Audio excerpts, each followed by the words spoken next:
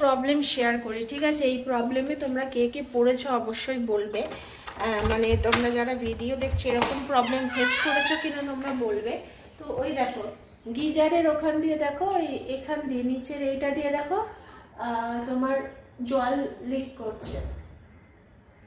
এবার কি হয়েছে, সেই গিজার যখন লাগিয়ে দিয়ে যায় তখন তো এই প্রবলেমটা ছিল না, ঠিক আছে? এবার রিসেন্টলি এই প্রবলেমটা স্টার্ট হয়েছে।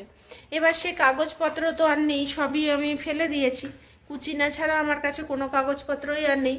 এবার তো এটা চেঞ্জ করাও যাবে না, এখন আমাকে এই ঝামেলা ভোগ করতে হচ্ছে যতদিন না গরমটা আসবে। গরম আসলে এটা লোক দিয়ে খুলিয়ে, ওখানে কোনো ঝালাইয়ের প্রবলেম হয়েছে, কারণ কালকে আমরা JLL এ জানিয়েছিলাম যে এরকম প্রবলেম হচ্ছে, ওরা মিস্ত্রি পাঠিয়ে দিয়েছিল।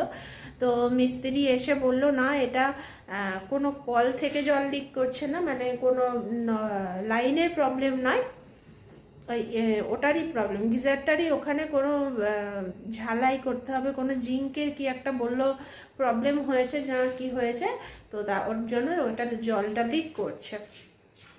এবার এই জল সারাক্ষণ পড়তে আছে, আমি ওই ইয়ে দিয়ে রেখেছি, একটা মগ দিয়ে রেখেছি, মগটা যখন ভর্তি হচ্ছে আবার সেই মগের জল মানে ক্লিয়ার করছি, আবার ভর্তি করছে। তো এইভাবে আমাকে এই শীতটা চালাতে হবে, কারণ এই সময় তো খুলে নিলে গেলে মানে খুব প্রবলেম স্নান করতে।